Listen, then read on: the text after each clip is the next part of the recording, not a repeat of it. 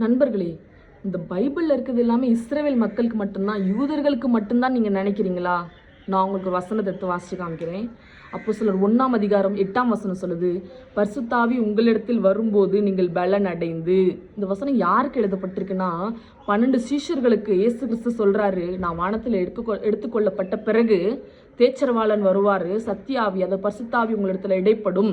அப்போ பரிசுத்தாவி உங்களிடத்தில் வரும்போது நீங்கள் பலன் அடைந்து எருசலேமிலும் யூதேயாவிலும் சமரியாவிலும், அது மட்டும் இல்லை, பக்கத்து நாட்டில் மட்டும் இல்லை, பூமியின் கடைசி பரியந்தம் எனக்கு சாட்சிகளாக இருப்பீர்கள் என்றார். அப்போ பூமியின் கடைசி பரியந்தம் எண்ட் டு எண்ட். அப்போ அதனால தான் இது சொல்லுது. இந்த வசனங்கள், வேத வசனங்கள் இஸ்ரவேல் ஜனங்களுக்கு மட்டும் இல்லை, யூதர்களுக்கு மட்டும் இல்லை, நம்மளுக்கும் தான். இன்னொரு வசனம் உங்களுக்கு வாசி காட்டுறேன். அப்போஸ்தலர் 14:27 சொல்லுது. கடைசி வரிகளை வாசிக்கிற பாருங்க, உங்களுக்கு அந்த வசனமே வாசித்து காட்டுறேன். அவர்கள் அங்கே சேர்ந்த பொழுது சபையை கூடி வர செய்து தேவன் தங்களை கொண்டு செய்தவைகளையும் அவர் புறஜாதிகளுக்கு விசுவாசத்தின் கதவை திறந்ததையும் அறிவித்து. புறஜாதி அப்படிங்கும்போது இஸ்ரவேல் ஜனங்களை தவிர அவங்களுக்கு எல்லாருமே புறஜாதி தான். உலகத்திலேயே பெரிய ஜாதி இஸ்ரவேல் ஜாதி தான். ஆனால் அந்த ஜாதியை தவிர மற்ற எல்லா ஜாதியுமே புறஜாதி. அப்போ அந்த புறஜாதிகளுக்கும் விசுவாசத்தின் கதவை யார் திறந்திருக்கிறார்? கர்த்தர் திறந்திருக்கிறார். உண்மையான கடவுள் திறந்திருக்கிறாரு. ஏன் அப்படின்னா இஸ்ரவேல் ஜனங்கள் நிறைய கட்டளைகள் கர்த்தர் கொடுத்து மோசையின் மூலமாக கொடுத்து இந்தந்த கட்டளைகளை அப்படியே பின்பற்றணும்னு சொல்லும்போது ஒரு தீட்டும் இல்லாமல் ஃபுல் அப்படியே பர்ஃபெக்டாக இருக்கிற ஆட்கள். அவங்கள தாண்டி நம்மளுக்காக கர்த்தர் இப்போ இறங்கியிருக்காருன்னா நீங்கள் நினச்சி பாருங்கள். அதனால தான் அப்போஸ்தலர் 10 பேதுருவுக்கு ஞான திருஷ்டி அடைந்து ஒரு தரிசனம் காண்றாரு. அதில் தீட்டானது அடித்து புசினன்னு கர்த்தர் சொல்கிறாரு. அந்த தீட்டானது எதற்கு ஒப்பனையாக இருக்குன்னா புற ஜாதிகளுக்கு ஒப்பனையாக இருக்கிறது. ஏன் சொல்கிறேன்னா, அந்த இஸ்ரவேல் ஜனங்கள் இதை சாப்பிடணும், இதை சாப்பிடக்கூடாது, இதை செய்யணும், இதை செய்யக்கூடாது, நிறைய கட்டளைகள் அதை அப்படியே கடைப்பிடிப்பாங்க. இன்றைக்கி நம்ம அப்படி பார்க்குறோமா? எல்லாமோ சாப்பிட்றோம், அப்படி கிடையாது அவங்க. அப்போ அவ்வளோ பரிசுத்தமாக இருக்கிற அந்த இஸ்ரவேல் ஜனங்களை அந்த பேதுரு இடத்துல கர்த்தர் சொல்கிறாரு, இதை அடித்து புசி. அப்படின்னா நீ புறஜாதிகளுக்கும் அதாவது இந்த பிரசங்கத்தை, இந்த பைபிளை, இந்த சத்தியத்தை, இந்த வேதத்தை போய் அறிவிக்கணும் அப்படிங்கிறது தான் அந்த அர்த்தம். இன்னொரு விஷயம் பாருங்கள், வெளிப்படுத்தின விசேஷத்தில் இந்த 7 சபைகளுக்கும் எழுதும்போது காதுள்ளவன் கேட்க கடவன் இதுதான் எழுதியிருக்கு.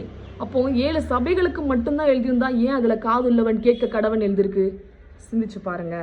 அப்போ இன்னைக்கு நம்ம கேட்குறோம் அந்த வசனத்தைனா அது நம்மளுக்கும், அதை மறக்கக்கூடாது.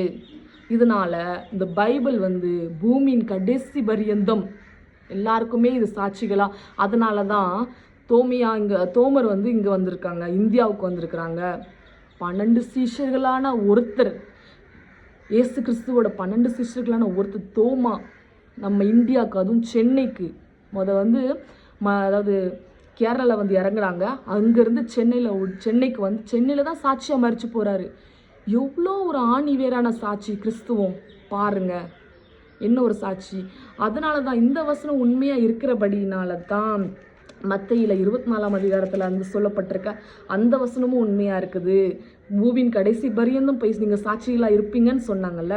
பாருங்கள், 24 14 சொல்லுது, ராஜ்யத்தினுடைய இந்த சுவிசேஷம் பூலோகம் இங்குள்ள சகல ஜாதிகளுக்கும் சாட்சியாக பிரசங்கிக்கப்படும், அப்போது முடிவு வரும்.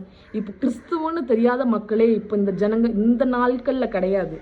அப்போ இந்த சுவிசேஷம், இந்த கர்த்தருடைய ராஜ்யத்தினுடைய சுவிசேஷம் பூலோகம் உள்ள எல்லா ஜாதி, சகல ஜாதி, அதில் இஸ்ரவேல் ஜாதின்னு போடவே இல்லை, சகல ஜாதிகளுக்கும் நம்ம என்ன பண்ணுவோம்னா சாட்சியாக பிரசங்கிக்கப்பட்டிருது.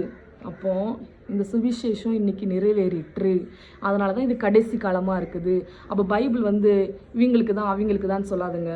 இது எல்லா மக்களுக்காக கடவுள் இயேசு கிறிஸ்து உண்மையாக அவர் பாவத்தில் நம்ம பிறந்த நம்மளை மீட்டெடுக்க, ஜென்ம பாவமான அந்த பாவத்திலேருந்து நம்மளை கழுவி மீட்டெடுத்தாரு. இது எனக்கும் உங்களுக்கும் எல்லாருக்காகவும், ஒருத்தருக்காக மட்டுமல்ல. இது நினைவு கூறுங்க. இந்த வேதத்தை நீங்கள் எல்லாருமே வாசிங்க, உங்களுக்கு நிறைய சத்தியங்கள் வெளிப்படும். ஆமீன்.